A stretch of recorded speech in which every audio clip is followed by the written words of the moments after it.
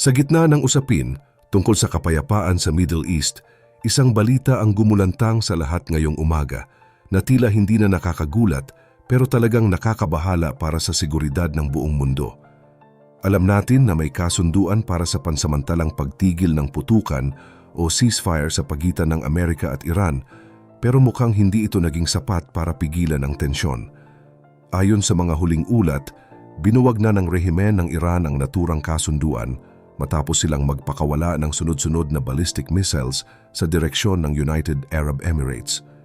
Dahil sa ginawang ito, hindi na nakapagpigil si President Trump at naglabas na ng babala na buburahin ang kanilang puwersa kapag hindi sila tumigil sa panggugulo. Ang mas matindi pa rito, mukhang ang mga bansang Arabo mismo gaya ng UAE ay nawawalan na rin ng pasensya at nakahanda na silang formal na magdeklara ng giyera laban sa Iran. Ngunit bago natin talakayin ang lahat ng yan, kailangan muna nating malaman kung bakit nga ba pinili ng Iran na sirain ang ceasefire ngayon pagkatapos ng 2 linggo na tahimik ang lahat. Pero bago po ang lahat, baka pwedeng palike ang video na ito. Dahil napakalaking bagay na ito sa aming content creators, maraming salamat po. Ang sagot ay may kinalaman sa isang matalinong plano ni Trump na tinatawag na Project Freedom. At ito ang hihimayin natin ngayon para malaman kung ito na nga ba ang katapusan ng kanilang rehimen. Para mas maintindihan natin ang takbo ng kwento, kailangan nating tignan ang mga sinabi ni Trump sa kanyang social media account kamakailan lang. Ayon sa kanya, maraming bansa sa mundo na wala naman talagang kinalaman sa gulo sa Middle East ang lumapit sa Amerika para humingi ng tulong. Ang problema kasi, ang kanilang mga malalaking barkong pangnegosyo at mga tanker ng langis ay naipit o hindi makadaan sa Strait of Hormuz dahil sa tindi ng tensyon sa paligid. Ang mga tripulanting lulan ng mga barkong ito ay mga inosenteng tao lang na naisagawa lang ang kanilang trabaho pero biglang napasabak sa gitna ng panganib. Dahil dito, sinabi ni Trump na para sa kabutihan ng lahat, ang United States na ang gagabay sa mga barkong ito para masiguro na makakalabas sila ng ligtas sa mga delikadong daanan na iyon. Ang operasyong ito ang binansagan nilang Project Freedom na nagsimula mismo ngayong Lunes ng umaga sa oras ng Middle East. Ang layunin ng proyektong ito ay humanitarian o para sa kapakanan ng mga tao dahil ang mga crew sa loob ng 800 barko ay nagsisimula ng maubusan ng pagkain at iba pang mahahalagang gamit. Binigyan pa nga ni Trump ng pagkakataon ng Iran na makisali sa proyektong ito para ipakita na mayroon din silang mabuting kalooban o kahit man lang kagustuhan na tumulong sa mga inosenteng sibilyan. Kumbaga, binigyan sila ng isang madaling paraan para patunayan na kaya nilang maging maayos na kapitbahay. Nagbabala rin ang Amerika na anumang uri ng panghihimasok o pagpigil sa pagdaan ng mga barkong ito ay ituturing na isang seryosong banta na haharapin ng matinding puwersa ng militar. Sa katunayan, mahigit 15,000 sundalo at 100 eroplanong pandigma na ang nakabantay para sa misyong ito. Habang sinusubukan ng mundo na pakalmahin ang sitwasyon, lalo pang naging magulo ang mga kaganapan sa Strait of Hormuz dahil sa mga bagong atake na talagang nakakabahala. Isipin nyo, bago pa man magsimula ang Project Freedom ngayong araw, ay may mga balita na agad na inatake ang isang tanker ng langis at isang cargo ship malapit sa baybayin ng Iran. Ang nakakapagtaka rito, parang may dalawang magkaibang mukha ang ipinapakita ng Iran sa mundo.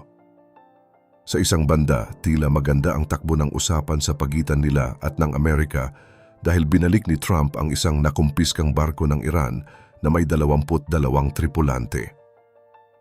Ang Pakistan pa nga ang naging tulay para mangyari ito bilang tanda ng pagtitiwala sa gitna ng negosasyon.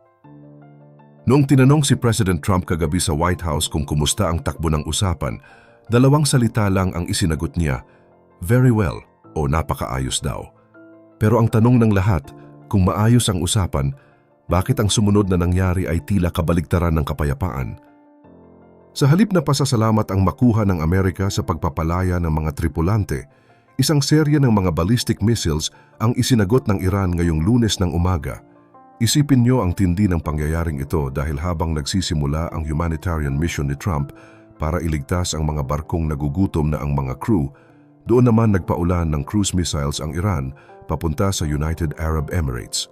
Kinumpirma ng Ministry of Defense ng UAE na nakaharang sila ng 3 missiles sa kanilang dagat pero may isang ballistic missile na sadyang nahulog sa tubig.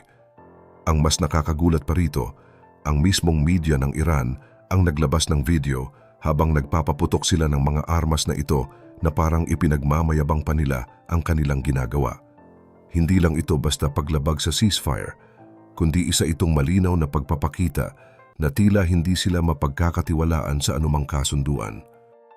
Sa gitna ng mga atake, tinamaan ang isang mahalagang oil port sa Fujairah, UAE, at nakita sa mga litrato ang malalaking apoy mula sa malayo.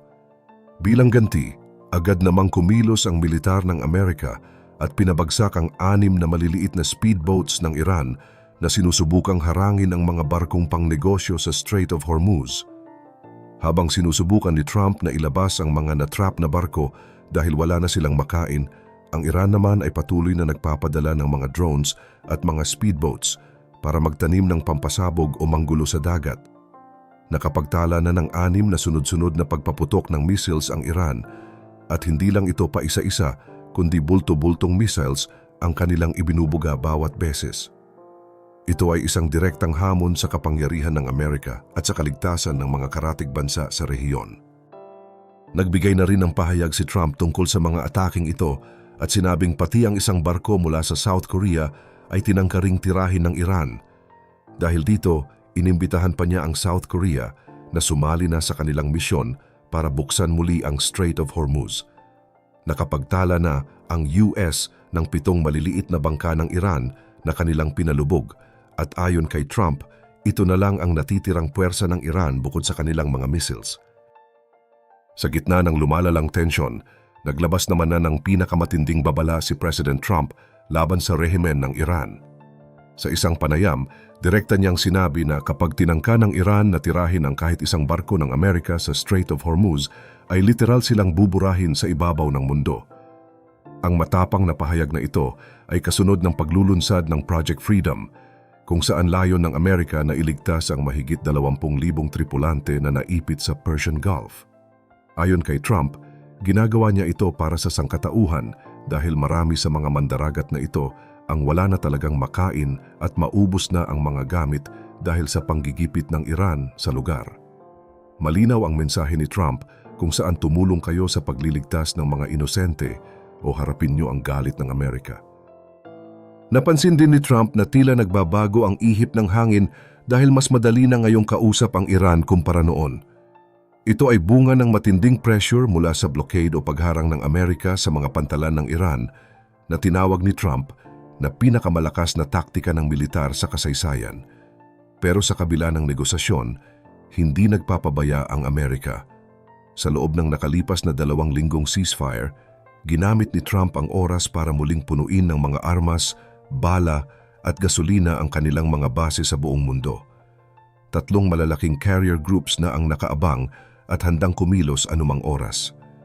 Kung iisipin, mas nakinabang ang Amerika sa tigil putukan dahil nagkaroon sila ng pagkakataong mag-reload, habang ang Iran naman ay halos wala nang natitirang resources. Ang pinakamainit na balita ngayon ay galing mismo sa gobyerno ng United Arab Emirates. Inaasahan nila na sa loob lang ng susunod na 24 na oras ay muling maglulunsad ng mga atake ang Amerika at Israel laban sa Iran. May mga ulat pa na ang UAE mismo ay nakahanda ng formal na magdeklara ng giyera at mamuno sa isang grupo ng mga Arabong bansa para tuluyan ng patalsikin ang rehimen sa Iran. Ayon kay Trump, ang ginawang paglabag ng Iran sa ceasefire ang pinakamalaking pagkakamali sa buong kasaysayan nila. Ilang beses na raw nagpadala ang Amerika ng mga kinatawan para ayusin ang lahat ng mapayapa, pero paulit-ulit lang silang tinatanggihan. Sa huli, tila naubos na ang pasensya ng mundo sa panggugulo ng Iran. Kung kayo ang tatanungin, sa tingin nyo ba ay ito na nga ang simula ng katapusan para sa Iran o makakahanap pa kaya sila ng paraan para makatakas sa gitna ng nagkakaisang puwersa ng Amerika, Israel at ng mga Arabong bansa? Ano ang gagawin nyo kung isa kayo sa mga tripulanting naipit sa gitna ng dagat habang nagkakaputukan sa paligid nyo? Ibahagi ang inyong mga saloobin sa comments dahil siguradong magiging makasaysayan ang susunod na ilang oras. Manatiling nakatutok at nakasubscribe para sa mga susunod nating updates.